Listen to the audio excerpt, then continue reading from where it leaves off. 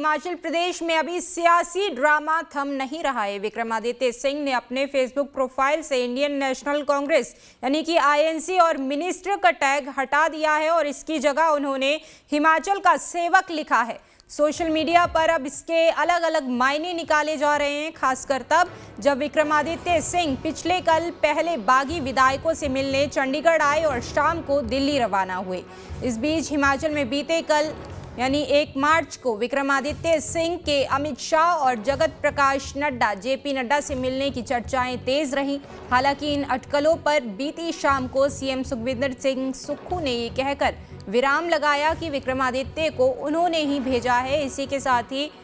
उनकी मां प्रतिभा सिंह ने ये कहा कि ये उनका निजी दौरा है। वहीं सीएम ने बागी विधायकों को काला नाग और गद्दार बताया, जिसके जवाब में सुजानपुर से पूर्व विधायक राजेंद्र राणा ने लिखा कि वारे व्यवस्था परिवर्तन हिमाचली अस्मिता की मशाल थामने वाले गद्दार हो गए, बाहरी प्रत्याशी प्रदेश पर थोपने वाले साध हो गए। कौन साध है कौन गद्दार, फैसला करेगा जन दरबार। और खबर पर ज्यादा जानकारी के साथ इस वक्त रेशमा कश्यप हमारी संवाददाता लाइव हमारे साथ जुड़ गई हैं। रेशमा, देखिए अभी सियासत जो है हिमाचल की वो थम नहीं रही है, सियासी ड्रामा थमने का नाम नहीं ले रहा है। इससे पहले जो है विक्रमादित्य सिंह ने चंडीगढ़ पंचकुला में बागी विधायकों के साथ मुलाकात की, दिल्ली वो पहुंचे, लेकिन लगातार जो पर्यवेक्षक हैं उनकी तरफ से ये कहा गया कि कांग्रेस में अब सब कुछ ऑल इज वेल है, लेकिन जो प्रतिभा सिंह की तल्ख तेवर हैं उससे लग नहीं रहा कि अभी कांग्रेस में सब कुछ ठीक है। जी राशि, सबसे पहले तो मैं आपको बताना चाहूंगी कि पिछले कल भी गहमा गहमी यहाँ पर बनी रही कि क्या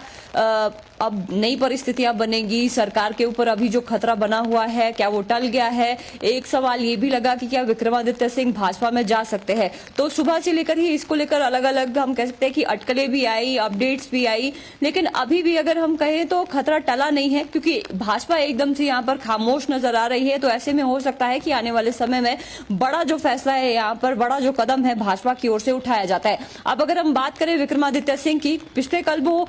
जो यहाँ से डिस्क्वालीफाई हो गए हैं विधानसभा से विधायक, उनसे मिले भी थे वहां पर और उसके बाद वो दिल्ली चले जाते हैं। और इस बीच में यहाँ पर ये चीज सामने निकल कर आती है कि हो सकता है कि विक्रमादित्य सिंह दिल्ली जाकर हाईकमान से भी मिल सकते हैं और वहां पर भाजपा भी ज्वाइन कर सकते हैं। इस सभी पशुपेश के बीच में यहाँ पर मुख्यमंत्री ने इन तमाम अटकलों पर विराम लगाते हुए ये कहा कि बागी विधायक जो बागी यहाँ से हुए हैं कांग्रेस से, उनसे मिलने को लेकर विक्रमादित्य सिंह ने पहले ही जानकारी दे दी थी और उन्होंने ये कहा था कि वो उनसे जाकर मिले और उनसे पूछे कि क्या अभी भी वो नाराज है, क्योंकि अब मुद्दे सुलझाने के लिए पूरी तरह से तैयार है मुख्यमंत्री। और इसके बाद देर शाम एक और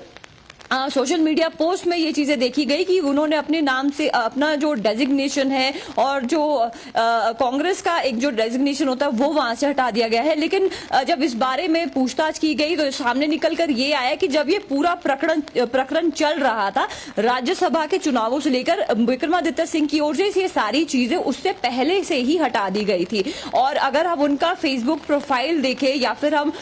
एक्स पर देखते हैं या फिर हम इंस्टाग्राम पर देखते हैं, वहां पर अभी भी उन्होंने जो डेजिग्नेशन है अपना एज अ पीडब्ल्यूडी मिनिस्टर और आईएनसी उसमें अभी लिखा हुआ है। तो ऐसे में हम कह सकते हैं कि कहीं ना कहीं इस तरह की चीजें यहाँ पर सोशल मीडिया पर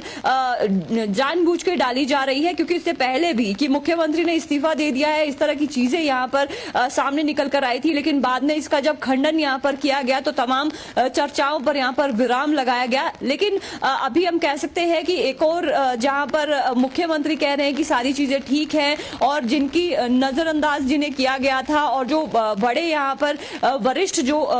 नेता है कांग्रेस के, उन्हें भी तवज्जो अब देनी यहाँ पर शुरू की जाएगी। और कल ही हमने इसको लेकर एक जो नियुक्ति है यहाँ पर देखी, नंदलाल को, जो नंदलाल है रामपुर से विधायक, उन्हें यहाँ पर बनाया गया है। जो 7वां वित्त आयोग है उसको लेकर जो कमीशन बनाया गया उसमें यहाँ पर अपॉइंटमेंट दी गई है उन्हें। तो ऐसे में हम कह सकते हैं कि सरकार की ओर से जो पुराने मनमुटाव है संगठन के साथ भी उसे दूर करने का पूरी तरह से प्रयास किया जा रहा है। लेकिन अगर हम बात यहाँ पर करें कांग्रेस, जब पत्रकारों द्वारा पूछा जाता है प्रतिभा सिंह से बीजेपी में जाने को लेकर के, जब सवाल पूछे जाते हैं तो स्पष्ट तौर से प्रतिभा सिंह जो हैं इनकार नहीं करती हैं, बल्कि उनका ये कहना होता है कि आगे का अभी फिलहाल कुछ नहीं कहा जा सकता है। तो कहीं ना कहीं ये भी अटकलें हैं कि क्या बीजेपी की राह जो है अपना सकती हैं प्रतिभा सिंह और विक्रमादित्य। इसी के साथ जो बागी विधायक है अब उनका क्या भविष्य, और इसी के साथ देखिए जो इंडिपेंडेंट एमएलए हैं उन पर भी अब एक के बाद आपराधिक कार्रवाई की जो खबरें हैं वो भी लगातार सामने आ रही हैं। जी राशि, अगर हम बात करें प्रतिभा सिंह की, तो वो शुरू से ही नाराज नजर आ रही हैं। ये ऐसा नहीं है कि राज्यसभा चुनावों के दौरान ये खुलकर यहाँ पर बोल रही हैं। काफी पहले से कह रही हैं कि कार्यकर्ताओं को नजरअंदाज किया जा रहा है, जो विधायक है उनकी बात नहीं सुनी जा रही, काम नहीं किए जा रहे हैं, क्योंकि आगामी चुनावी समय में जब लोगों के बीच में जाना है तो वहां पर क्या वो कहे, क्योंकि सीधा जनता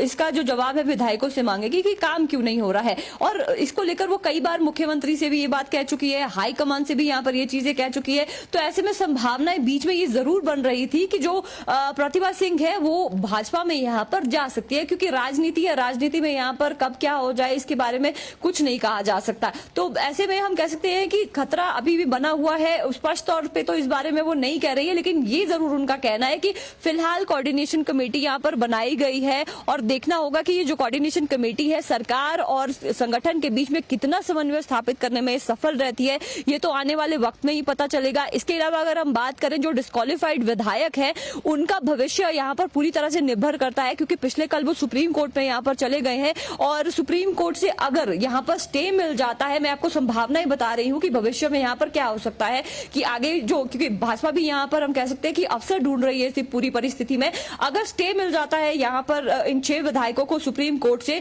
तो उसके बाद यहाँ पर फ्लोर टेस्ट की सीधे तौर पर मांग की जा सकती है। एक स्पेशल जो सेशन है यहाँ पर विधानसभा में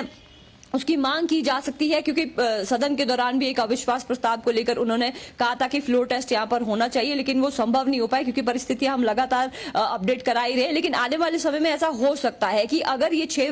ये जो डिस्क्वालिफाइड विधायक है इनकी जो सदस्यता रद्द की गई है उस पर अगर सुप्रीम कोर्ट की ओर से यहाँ पर स्टे लगाया जाता है तो इनकी सदस्यता तो रहेगी, लेकिन फ्लोर टेस्ट की मांग करने में